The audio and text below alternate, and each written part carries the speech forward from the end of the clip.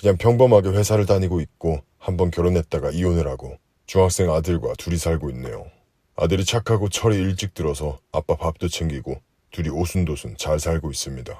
아이 엄마와 만나고 헤어지게 된 이야기를 하자면 지금도 화가 나고 많이 슬픕니다. 제가 잘못한 것이 하나도 없는데 이렇게 된 것이 억울하기도 하고요. 그 이야기를 한번 해볼까 합니다. 지금은 아들과 함께 지내면서 많이 잊은 아픔이지만 다시 생각해봐도 마음이 너무 쓰리거든요. 저는 말씀드렸다시피 지금 일하는 회사에서 아주 오래 근무했습니다. 처음 대학 졸업하고 첫 회사에 취직하고 그곳에서 1년이 조금 안 되게 일하다 이직을 했는데 그곳이 바로 지금 다니는 회사죠. 그러니까 그때 이직하고 한 번도 회사를 떠난 적이 없습니다. 그러니 이사라는 자리도 주더군요. 이직을 하고 처음 이 회사에 왔을 때 계약직 같은 직원으로 일하고 있던 아내를 만났습니다. 계약직도 아니고 그냥 사무실에서 타이핑만 하는 단순 아르바이트 같은 업무를 하던 직원이었죠. 단아한 모습의 아내에게 반해서 제 나름대로 적극적으로 다가갔습니다. 음료수도 주고 간식이 생기면 가져다 주고 먼저 인사도 하고요.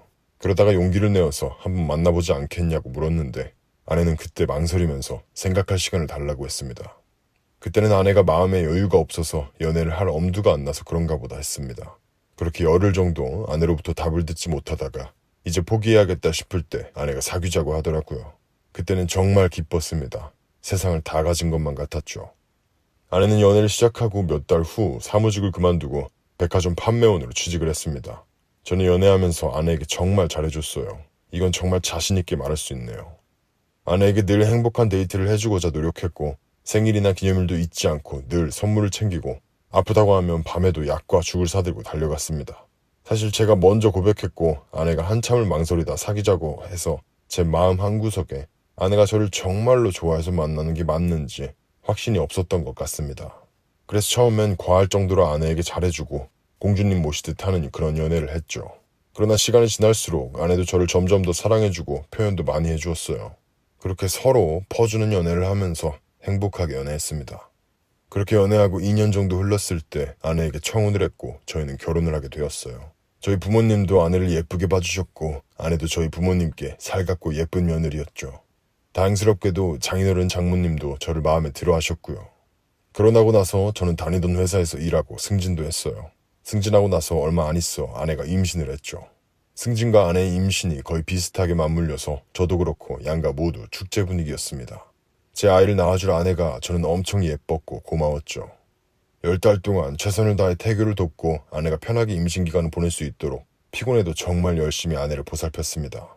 10달 후 아이는 건강하게 태어났어요. 그 아이가 지금 저와 함께 살고 있는 제 전부이고 제 삶이나 다름없는 하나뿐인 제 아들입니다. 아들은 제게 더욱더 열심히 살아야 되겠다는 그런 다짐을 하게 해주는 존재였어요. 그러나 그 행복은 영원한 게 아니더군요. 지금은 결혼 전으로 돌아가고 싶다는 생각을 가끔 합니다.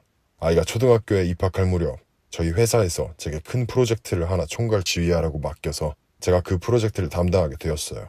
상당히 큰 건이었고 성공만 잘 시킨다면 저도 물론이고 팀원들도 승진이나 연봉 인상을 기대할 수 있는 그런 일이었죠. 다들 열의에 차서 일할 준비를 마친 상태였는데 하필 그때 팀원 한 명이 건강 이상이 생겨서 사직서를 내게 되었어요. 프로젝트는 빨리 시작을 해야 하는데 팀원 한 명이 부족해서 급하게 인력 충원이 필요한 상황이었죠.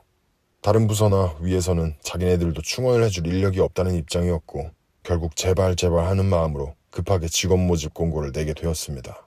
프로젝트 시작일까지 얼마 남지 않아서 다들 긴장하고 기다리고 있는데 그 당일 며칠 앞두고 꽤 괜찮은 이력서가 들어왔습니다. 제가 직접 면접을 보러 나갔습니다. 회사 옆 작은 카페로 면접을 진행하러 나갔죠. 카페에 나가서 먼저 와있던 면접자를 본 저는 깜짝 놀랐습니다. 저희 회사 이력서를 내고 면접을 보러 온 그 사람은 바로 제 친구였거든요. 중학교와 고등학교를 같이 나왔고 학창시절에 가깝게 붙어 다니고 함께 놀고 시험 공부도 같이 했던 그런 친구요. 그 친구도 저도 서로를 보자마자 바로 알아보았어요. 연락을 안 하고 산 지 꽤 오랜 시간이 지났지만 저희는 바로 알 수 있었죠.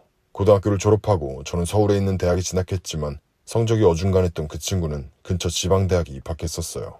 그래도 전화로 연락은 계속했었는데 어느 날 갑자기 유학을 가게 되었다고 했어요. 그 친구의 집안은 저희 동네에서 꽤 잘 사는 집안이었고요. 듣자하니 아버지가 건물도 두어 채 소유하고 계시고 땅도 크게 갖고 계신다고 했었죠. 학교 다닐 때도 그 친구는 겨울에 늘 고급진 코트를 입고 비싼 샤프나 명품 운동화를 신고 다니곤 했어요. 그런 부잣집 친구가 저 같은 평범한 집 애랑도 친하게 지내니 정말 좋은 친구다 하고 더 가까워졌던 거고요. 아무튼 그런 친구네 집안 형편이면 유학도 걱정 없이 보낼 수 있는 집안이라고 생각되었기에 그렇게 놀라지는 않았어요. 그래도 헤어지는 게 아쉬워서 몸 건강히 잘 다녀와라 인사하고 한국 오면 꼭 연락해 술 한잔하자 했었죠. 그런데 그 전화를 끝으로 친구에게서는 단 한 번의 연락도 오지 않았습니다. 전화 한 통, 문자 하나, 편지 한 장 오지 않았고 저는 초반엔 그 친구가 왜 연락을 안 하나 서운하기도 하고 궁금하기도 했지만 저도 그때 대학 생활하기 바빴고 대학 졸업 후에는 취직 준비로 바쁘다 보니 그 친구를 자연스럽게 잊고 살았네요. 그렇게 제가 바쁘게 살며 결혼하고 아빠가 되어 사는 도중 그 친구가 그렇게 영화처럼 제 앞에 나타난 거죠. 저는 면접은 뒷전이고 왜 연락 한 통도 안 했어? 하고 아쉬운 소리를 했고 그 친구는 한숨을 쉬면서 사정이 그렇게 됐네. 지금까지 힘들게 살았어. 하더군요. 무언가 깊은 사정이 있는 것 같아서 더 묻지는 않았어요. 면접은 그렇게 흐지부지 하는 듯 흘러갔어요. 그 친구가 전공한 학과가 이번 프로젝트에 맞는 학과라 그 친구도 뭐든 맡겨만 주면 최선을 다해 잘 해낼 자신이 있다고 해서 그 친구를 채용하게 되었습니다. 다음 날부터 출근해서 일하게 되었고 회사 팀원들한테는 제 친구라는 사실을 알리지 않았어요. 혹시나 잡음이 생길까 봐요. 제 친구는 열심히 일해주었고 또 결과물도 좋게 잘해주었어요. 프로젝트는 성공적으로 잘 끝났죠. 팀원이 저와 친구 포함 5명이었는데 아내가 제게 당신이 그래도 상사인데 끝난 기념으로 뭐라도 대접해야 하는 거 아니야? 우리 집으로 초대해서 저녁 식사라도 대접하는 게 어때? 하고 물었어요. 아내의 마음 씀씀이가 고마웠지만 당신 음식 준비하는 거 안 힘들겠어? 애도 있는데 하고 아내 입장을 먼저 물었습니다. 아내는 애가 이제 유치원생도 아니고 학교도 갔는데 손님들 오셔서 예의 바르게 잘해요. 걱정 말고 모셔와 하더군요. 고맙다고 아내 손을 꼭 잡아주고 나를 잡아 팀원들을 저희 집에 초대했습니다. 그 친구도 당연히 왔죠. 아내는 몇 시간 동안 음식을 준비해서 상을 차렸고 팀원들도 모두 맛있게 잘 먹었습니다. 그 자리에서 친구가 제 학창시절 친한 친구라는 사실도 공개했고요. 이제 프로젝트도 끝났으니 친구의 능력이 의심받을 일은 없겠다고 생각했거든요. 예상대로 다들 그저 신기해하기만 하더군요. 그렇게 식사는 잘 끝났고 프로젝트가 끝난 후에도 친구는 회사에서 저와 함께 일하면서 좋은 업무 능력을 보여주었습니다. 저도 일 끝나고 가끔 친구랑 소주 한잔하고 옛날 얘기들도 하고 좋았어요. 그렇게 몇 년 동안 저와 친구는 열심히 일했죠. 그러던 어느 날 사건이 하나 터졌습니다. 주말이었고 오랜만에 아들과 함께 나들이나 가볼까 하는 생각이 들었어요. 아내는 친구와 약속이 있어서 집을 나간 상태였고요. 아들 방에 들어가는데 아들이 후다닥 무언가를 숨기면서 왜 노크도 안 하고 들어와? 하더라고요. 이제 초등학교 고학년이라고 조금씩 사춘기가 오나 싶었는데 아들의 감춘 손 뒤로 무언가가 보였어요. 뭔데 아빠한테 감춰? 하니 아무것도 아니야 하고 더 감추었어요. 뭔가 수상해서 아들 팔을 잡고 뭔지 강제로 보니 그것은 놀랍게도 시계였어요. 그냥 시계가 아니라 딱 봐도 100만 원이 넘는 꽤 고가의 명품 시계였죠. 초등학생 아들 녀석이 갖고 다닐 만한 물건이 아니라서 저는 이거 어디서 났어? 이렇게 비싼 걸 무슨 돈이 있어서? 하고 추궁했고 아들은 겁먹은 얼굴이 되어서 아빠 이거 내가 산 거 아니야. 엄마가 사준 거야 엄마가. 엄마가? 엄마가 이런 거 막 사주고 그러는 사람이 아닌데? 너 솔직하게 말해. 돈이 어디 나서 이런 걸 샀어? 제가 목소리를 더욱 엄하게 내니 아들이 이내 울먹이면서 엄마 친구 아저씨가 사줬어. 몇 번 만나서 밥도 사줬는데 갖고 싶은 거 있으면 말하라고 해서 시계가 갖고 싶다고 말했더니 그 아저씨가 골라서 사다 주신 거야. 비싼 시계인 줄 몰랐어 아빠. 진짜야. 하더군요. 아들의 말에 뭔가 쎄한 느낌이 들었습니다. 아내는 남자인 친구를 만난다고 말한 적도 없고 아들과 밥도 몇 번 같이 먹었다고 하면 보통 가까운 친구는 아닌 것 같은데 제게는 한 번의 언급도 없었죠. 저는 한번 알아봐야겠다는 생각이 들었어요. 우는 아들을 안아서 달래주고 아빠는 네가 나쁜 행동으로 이 시계를 갖게 된 게 아니면 다 상관없어. 시계 잘 간직하고 있다가 조금 더 크면 차도록 하자고 말해주고 방을 나왔습니다. 그날 저녁 돌아온 아내에게 아무렇지 않은 척하며 낮에 아들과 있었던 일을 말했죠. 그러자 아내는 조금 당황하면서 옛날 어릴 때 친구야. 근데 몇 달 전에 우연히 다시 만나서 밥만 몇 번 같이 먹었어. 내가 말하려고 했는데 까먹어서 미안해 하고 사과했어요.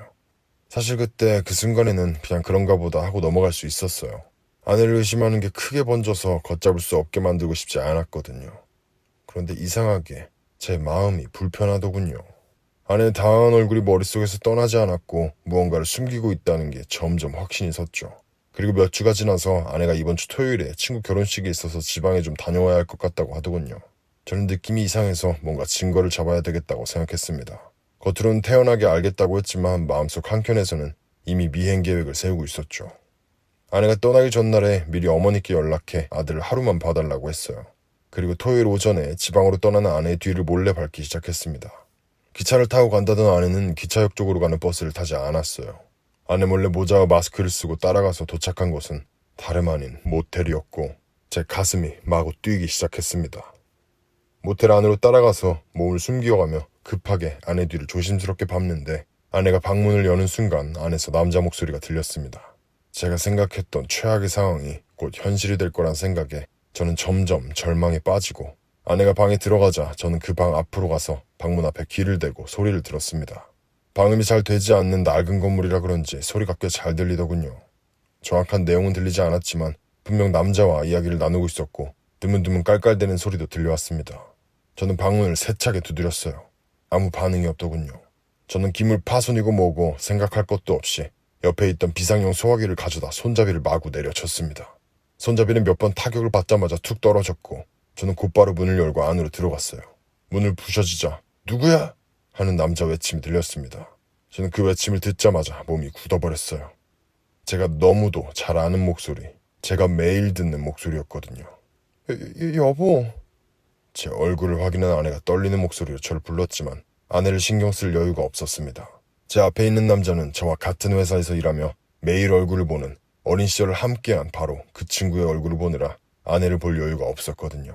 친구는 저를 보고 심하게 당황하면서 내 말 좀 들어봐. 다 설명할게. 사정이 있었어. 하며 다급하게 말하더군요. 친구는 내 말 좀 들어봐. 소리만 반복했습니다. 아내는 눈물을 흘리면서 여보, 그냥 놀다 피곤해서 TV로 영화 보려고 온 거야. 했습니다. 기가 막히고 어이가 없는 상황에 저도 눈물이 나는 걸 애써 참았어요. 이제부터 정신 똑바로 차려야 했으니까요. 아내에게 이혼 소장 곧 보낼 거니까 이혼 준비나 하고 있어. 애는 내가 키워. 당신 같은 바람난 여자 손에서 자라게 할 수는 없어. 재산 분할은 양보해도 양육권 절대 포기 안 할 거니까. 하고 방 밖으로 나와버렸습니다. 시끄러운 소리에 모텔 주인이 방 앞에 와 있었고 심상치 않은 상황에 아무 말도 못하고 있더군요. 저는 죄송합니다. 여기 제 연락처고 문 망가진 건 보상해 드릴 테니까 연락 주십시오. 죄송합니다. 하고 모텔 밖으로 나와 뒷골목으로 달려갔어요. 아무도 없는 곳에서 쭈그려 앉아 입을 막고 숨죽여 한참을 울었습니다. 제 눈으로 외도 현장을 목격한 이상 아내와는 더 이상 같이 살 수 없다는 생각이 박혔고 이혼을 반드시 할 생각이었어요. 다만 마음에 걸리는 건 제 아들이었죠. 아무것도 모르는 우리 아들은 어린 나이에 이혼 가정 아이가 되어야 하는데 아들이 무슨 죄입니까? 그렇게 한참 있다가 부모님 집으로 가서 아들을 데려왔어요. 집에 오니까 아내는 아직 안 왔더라고요. 저는 한참을 고민한 끝에 아들이 빨리 할수록 이해할 수 있는 시간도 많아질 거라는 생각이 들었어요. 굳이 숨겼다가 나중에 충격받게 하고 싶지는 않았고요. 저는 아들을 불러다가 앉혀놓고 이야기를 해주었어요. 엄마한테 다른 남자가 생겨서 엄마가 이제 아빠보다 그 남자를 더 사랑한대. 그래서 이제 아빠랑 엄마랑 같이 못 살 것 같아. 하고 말했더니 아들이 울먹이면서 그럼 엄마랑 아빠 이혼하는 거야? 엄마가 바람펴서? 내 친구도 그랬어. 자기 아빠가 다른 아줌마랑 바람펴서 엄마 아빠 이혼했다고. 나도 그렇게 되는 거야? 라고 물었습니다. 가슴이 찢어지는 것 같았죠. 그래도 엄마 아빠는 원하면 언제든지 만날 수 있고 엄마랑 아빠는 여전히 우리 아들을 사랑해. 하고 말해주니 아들은 저에게 안기며 울면서 아빠, 나 엄마 미워. 엄마가 다 잘못한 거잖아. 엄마 미워. 나 아빠랑 둘이 살 거야. 라고 하더군요. 그런 아들을 안고 입술을 깨물며 울음을 참았죠. 다음날 아들을 학교 보내고 변호사 사무실로 갔습니다. 이혼소송을 하겠다고 했고 이혼소송 연락을 받은 아내와 제 친구도 만나게 되었죠. 둘의 이야기는 생각보다 더 기가 막혔어요. 대학 때 유학을 간다던 친구는 사실 유학을 간 게 아니라 절도죄로 교도소에 들어갔다 나온 것이었죠. 아내는 그 당시 친구와 사귀던 사이였는데 부모님이 전과자는 안 된다며 그 친구와 결혼을 반대하셨다고 해요. 그래서 헤어졌는데 제가 팀원을 모두 데리고 저녁을 먹자고 해서 집에 초대한 날 수년 만에 다시 재회한 거죠. 그 후로 저 몰래 연락을 주고받았고 결국 다시 만나게 된 거라고 했습니다. 아내가 몇 년이나 저를 속였다는 생각에 배신감은 더욱 커졌어요. 아내는 내 잘못 다 인정할게. 당신이 이혼을 원하면 이혼해줄게. 위자료도 다 줄게. 내가 바람 피웠으니까. 대신 아이는 내가 키우게 해줘. 제발. 부탁이야. 하고 울면서 빌었습니다. 그러나 저는 절대 아들만큼은 아내에게 양보할 생각이 없었죠. 당신 같은 여자한테 아이를 키우게 할 순 없고 아들도 나랑 둘이서 살기 원해. 궁금하면 아들한테 직접 물어봐. 내가 어제 엄마가 딴 남자랑 바람나서 이혼해야 한다고 했더니 엄마 밉다고 울더라. 애도 알 건 다 알아. 그런데도 당신이 애를 키운다고? 하니 아내는 믿을 수 없다는 듯이 고개를 젓더군요. 그날 오후 학교가 끝난 아들을 집에서 만났고 아들은 제 엄마를 쳐다도 보지도 않았습니다. 딱 한마디 한 건 나 아빠랑 살 거야 였죠. 아내는 아들을 붙들고 울면서 엄마가 미안해 만 반복했습니다. 사실 자식이 엄마 얼굴 안 본다고 하며 빈말이라도 그 사람 다 잊고 이제는 아빠만 보고 산다고 이런 말 한 번이라도 할 법한데 그놈의 사랑이 대단하긴 대단한가 보더라고요. 아들의 의사를 변호사 측에 전달했고 결국 이혼 소송의 끝은 아내가 제게 위자료 3천만 원을 지급하고 양육권은 제가 갖되 아내가 한 달에 80만 원 양육비를 지불해야 한다고 평가리 나왔습니다. 아내는 판결 소식을 듣고 하염없이 울더군요. 그래도 아이에겐 진심이었나 보죠. 면접권이 있어서 어쨌든 아이를 2주 간격으로 만나긴 했는데 아이는 엄마를 만나는 날마다 엄마 보기 싫다고 했고 다녀와서도 얼굴이 그렇게 좋지 않았어요. 가끔 방에서 우는 소리가 나서 제가 달래준 적도 있고요. 아내와 이혼 후 저보다 아들의 상처를 보듬어주기 위해 더 노력했고 제 생활은 온전히 아들에게 집중했습니다. 아들이 그래도 착하게 바르게 자라줘서 지금 중학생인데 벌써 저보다 키도 크고 몸이 큰 만큼 철도 하루하루 더 들어가네요. 이제 아들만 바라보면서 아들한테 더 잘해주고 더 열심히 살고 싶습니다. 우리 아들한테 너무 고맙고 우리 부자 이제 행복한 일만 생겼으면 하고 간절히 바랍니다. 제 사연 들어주셔서 감사합니다.